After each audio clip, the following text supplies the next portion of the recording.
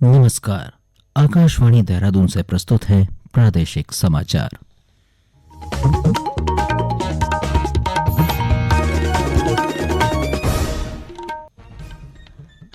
पहले मुख्य समाचार।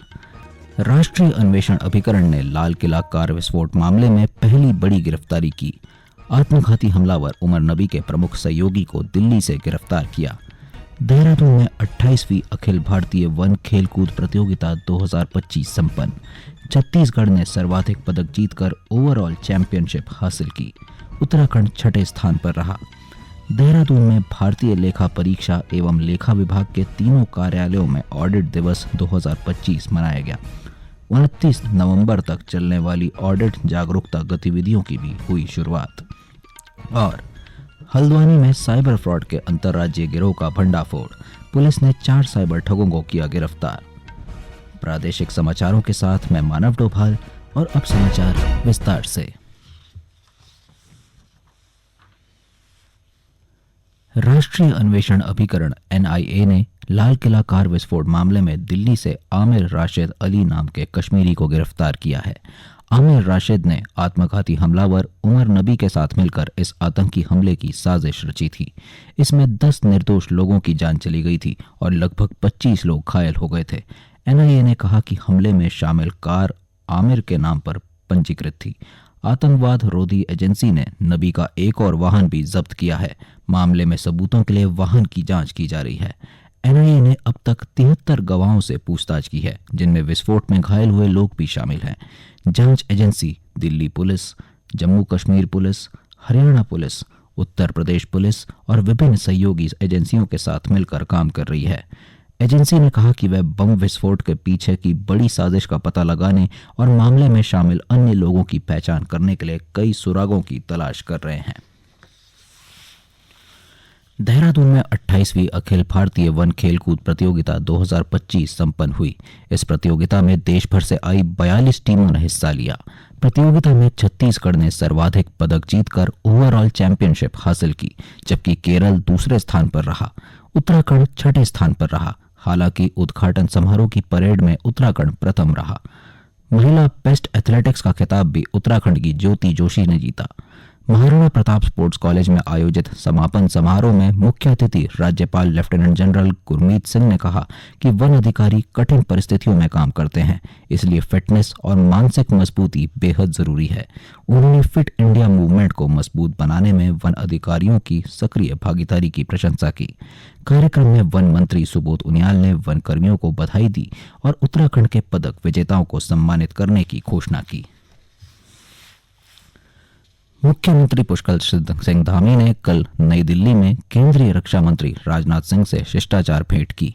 इस दौरान श्री धामी ने रक्षा मंत्री से भारतीय वायुसेना की ऑडिट ब्रांच को देहरादून में ही रखने का अनुरोध किया।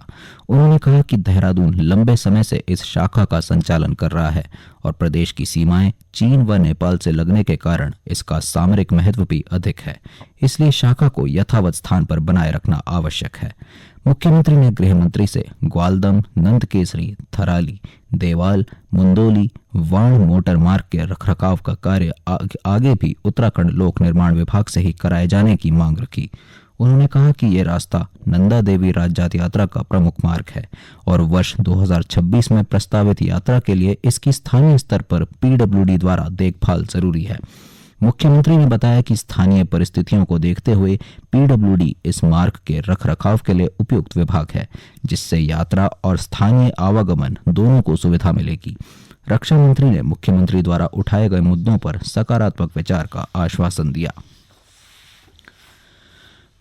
उत्तराखंड के पवन बर्तवाल वर्ल्ड बॉक्सिंग चैंपियनशिप में भारत का प्रतिनिधित्व करेंगे। रुद्रप्रयाग के सठेरा खाल निवासी पवन इस प्रतिष्ठित प्रतियोगिता में भाग लेने वाले उत्तराखंड के एकमात्र खिलाड़ी हैं। यह प्रतियोगिता ग्रेटर नोएडा में 14 से 20 नवंबर तक हो रही है, जिसमें 80 से अधिक देशों के खिलाड़ी हिस्सा ले रहे हैं। पवन बर्तवाल ने 2010 से 2017 तक महाराणा प्रताप स्पोर्ट्स हॉस्टल देहरादून में प्रशिक्षक ललित कुंवर के निर्देशन में प्रशिक्षण लिया। कई राज्य और राष्ट्रीय प्रतियोगिताओं में उत्कृष्ट प्रदर्शन करने के बाद वह वर्तमान में भारतीय सेना के ASI पुणे बॉक्सिंग प्रशिक्षण केंद्र में प्रशिक्षण प्राप्त कर रहे हैं। उन्होंने 2024 और 2025 की राष्ट्रीय प्रतियोगिताओं में रजत पदक भी हासिल किया। पवन 2024 में कजाकिस्तान और 2025 में थाईलैंड ओपन सहित कई अंतर्राष्ट्रीय प्रतियोगिताओं में भी भारत का प्रतिनिधित्व कर चुके हैं। ये समाचार आकाशवाणी के देहरादून केंद्र से प्रसारित किए जा रहे हैं। ताज़ा समाचार के लिए आप हमारे सोशल मीडिया एक्स व Facebook page Akashvani news Uttarakhand को फॉलो कर सकते हैं। साथ ही ये समाचार हमारे YouTube channel Akashvani news Uttarakhand पर भी उपलब्ध हैं।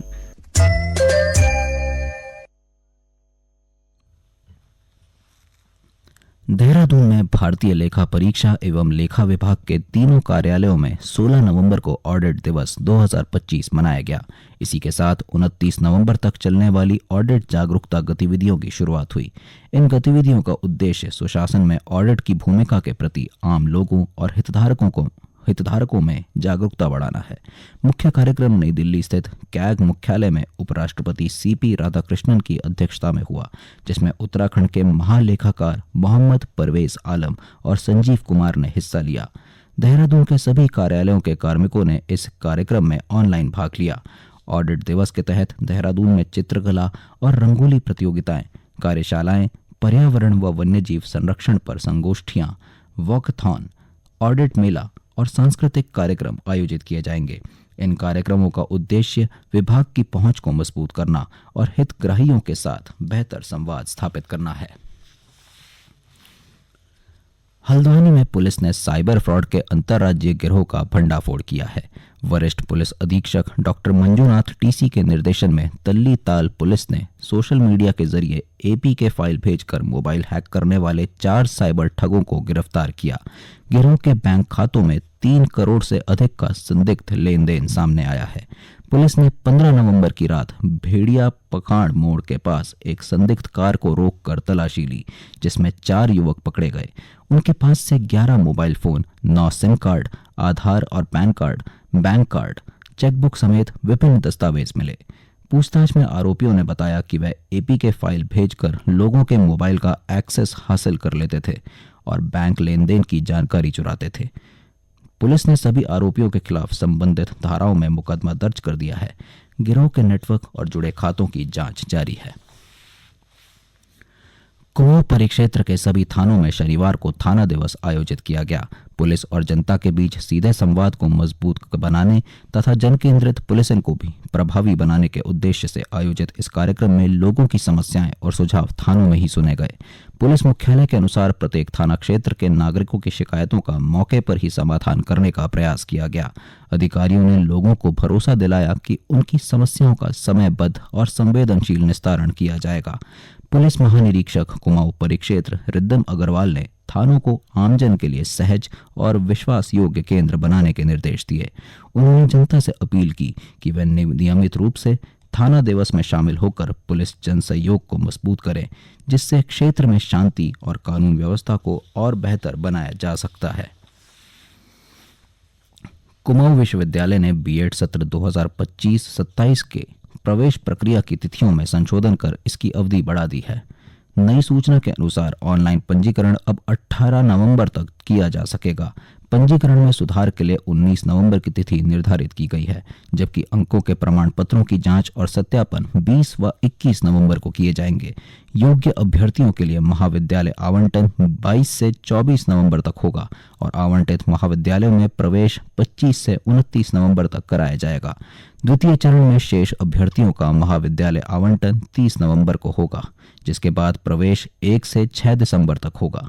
तीसरे चरण में रिक्त सीटों की घोषणा 7 दिसंबर को की जाएगी और महाविद्यालय स्तर पर परामर्श 8 से 13 दिसंबर तक चलेगा। कुल सचिव डॉक्टर MS मंद्रवाल ने सभी अभ्यर्थियों से समय सीमा का पालन करने और पोर्टल पर उपलब्ध दिशा निर्देशों को ध्यान से पढ़ने की अपील की है। और अब एक नजर आज के समाचार पत्रों की सुर्खियों पर। आज विभिन्न समाचार पत्रों ने अलग अलग खबरों को प्राथमिकता दी है। अमेरिकी राष्ट्रपति डोनाल्ड ट्रंप द्वारा खाद्य वस्तुओं में टैरिफ कम करने की खबर पर नवोदय टाइम्स लिखता है, अमेरिका ने 254 खाद्य वस्तुओं पर टैरिफ कम किया। हाल ही में दिल्ली में हुए बम धमाके के साजिशकर्ता की गिरफ्तारी की खबर को लगभग सभी समाचार पत्रों ने प्रमुखता से प्रकाशित किया है। हिंदुस्तान समाचार पत्र लिखता है, धमाके का साजिशकर्ता धरा, दैनिक जागरण की खबर है, सफेद पोश आतंकी मॉड्यूल साल भर से तलाश रहा था आत्मघाती हमलावर। मसूरी में मनाए गए बग्वाल त्योहार की खबर पर हिंदुस्तान समाचार पत्र लिखता है, मसूरी में बग्वाल पर रासो तांदी की धूम। अंत में मुख्य समाचार एक बार फिर। राष्ट्रीय अन्वेषण अभिकरण ने लाल किला कार विस्फोट मामले में पहली बड़ी गिरफ्तारी की।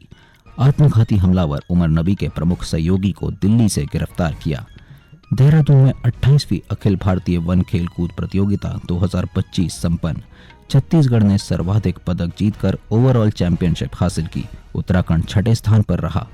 देहरादून में भारतीय लेखा परीक्षा एवं लेखा विभाग के तीनों कार्यालयों में ऑडिट दिवस 2025 मनाया गया। 29 नवंबर तक चलने वाली ऑडिट जागरूकता गतिविधियों की भी हुई शुरुआत। और हल्द्वानी में साइबर फ्रॉड के अंतर्राज्यीय गिरोह का भंडाफोड़, पुलिस ने 4 साइबर ठगों को किया गिरफ्तार। इसके साथ ही प्रादेशिक समाचारों का ये अंक समाप्त हुआ। अगला समाचार बुलेटिन पूर्वाह्न 10:30 बजे प्रसारित किया जाएगा। नमस्कार।